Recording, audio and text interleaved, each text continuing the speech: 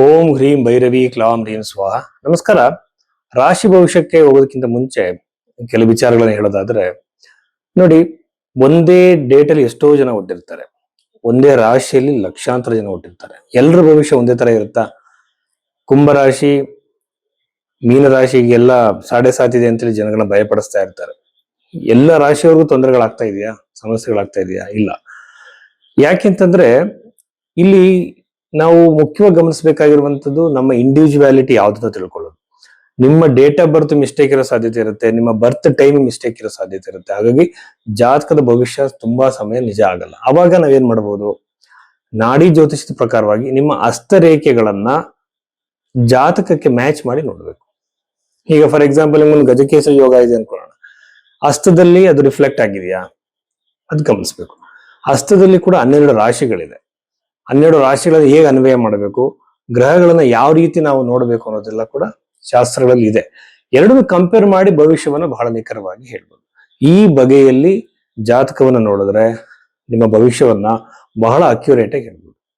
ಹಿಂದೆ ನಡೆದಿರೋ ಘಟನೆಗಳನ್ನು ಹೇಳ್ಬೋದು, ಮುಂದೆ ನಡೆಯೋ ಘಟನೆಗಳನ್ನು ಬಹಳ ಈಸಿಯಾಗಿ ಹೇಳ್ಬೋದು. ಹಾಗಾಗಿ ಯಾವುದೇ ಕಾರಣಕ್ಕೂ ಕೂಡ ಎರಡನ್ನು ಕಂಪೇರ್ ಮಾಡೋದು ಬಹಳ ಮುಖ್ಯ ಆಗುತ್ತೆ. ಸೊ ಈ ಬಗೆಯಲ್ಲಿ ನಿಮ್ಮ ಜಾತಕ ನೋಡ್ಬೇಕು ಅಂದ್ರೆ ನೀವು ಭೈರವಿ ಆಸ್ಟ್ರೋಗೆ ಸಂಪರ್ಕಿಸಿ ನಿಮ್ಮ ಜಾತಕದ ವಿಶ್ಲೇಷಣೆ ಮಾಡ್ಕೋಬಹುದು. ಮಕರ ರಾಶಿ 2026 ಮೇ ತಿಂಗಳಿನಲ್ಲಿ ಮಕರ ರಾಶಿಯಲ್ಲಿ ಜನಿಸಿದಂತವರಿಗೆ ರಾಷ್ಟ್ರಾಧಿಪತಿ ಆಗಿರುವಂತಹ ಶನಿ ಗ್ರಹ ಬಂದು 3ನೇ ಮನೆ ಇರುವಂತದ್ದು ವಿಪರೀತ ಜರ್ನಿಗಳನ್ನ ನಿಮಗೆ ಕೊಡ್ತಾರೆ. ಯೂಶುವಲ್ ಆಗಿ ಟ್ರಾವೆಲ್ ಲಾಟ್, ಅದು ಪುಣ್ಯಕ್ಷೇತ್ರಗಳಿಗೆ, ಟೆಂಪಲ್ಗಳಿಗೆ ಅವರು ಜರ್ನಿ ಮಾಡುವಂತ ಸಾಧ್ಯತೆ ಇರುತ್ತೆ. ಬಹಳ ಎತ್ತರದಲ್ಲಿರುವಂತಹ ಪುಣ್ಯಕ್ಷೇತ್ರಗಳಿಗೆ ಹೋಗೋ ಸಾಧ್ಯತೆ ಇರುತ್ತೆ. ಆಮೇಲೆ ಅನಾವಶ್ಯಕ ಖರ್ಚಾಗುವಂತಹ ಜರ್ನಿಗಳನ್ನ ಇವರು ಮಾಡ್ತಾರೆ ಅಂತ ಹೇಳ್ಬೋದು. ಚತುರ್ಥಾಧಿಪತಿ 3ನೇ ಮನೆಯಲ್ಲಿ ನಿಮ್ಮ ಸಿಬ್ಲಿಂಗ್ಸ್, ಯಂಗರ್ ಸಿಬ್ಲಿಂಗ್ಸ್ ಇಂದ ನಿಮಗೆ ಬರ್ಬೇಕಾಗಿರೋ ಪ್ರಾಪರ್ಟಿ ಏನಾದ್ರು ಇದ್ರೆ ನಿಮಗೆ ಸಿಗುವಂತ ಸಾಧ್ಯತೆಗಳಿರುತ್ತೆ. ಹೋರಾಟದಿಂದ ಸ್ಪೋರ್ಟ್ಸ್ ಅಲ್ಲಿ ಈ ಫೀಲ್ಡ್ ಇರುವಂತವ್ರಿಗೆ ಎಲ್ಲದೂ ಕೂಡ ಜಯ ಸಿಗುತ್ತೆ. If you are sportsman, athlete ನೀವು ಆಗಿದ್ದೀರ ಅನ್ಕೊಂಡ್ರೆ ಕ್ರೀಡಾಪಟುಗಳಿಗೆ ಉತ್ತಮವಾಗಿರುವಂತಹ ಅನುಕೂಲವಿದೆ. ಪಂಚಮದಲ್ಲಿರುವಂತಹ ಶುಕ್ರ ಗ್ರಹ ಬಂದು ಎಜುಕೇಶನ್ ರಿಲೇಟೆಡ್ ಆಗಿ ಉತ್ತಮವಾಗಿರೋ ಪ್ರೋಗ್ರೆಸ್ ಇದೆ, ಒಳ್ಳೆ ಸ್ಕೋರ್ ಇದೆ.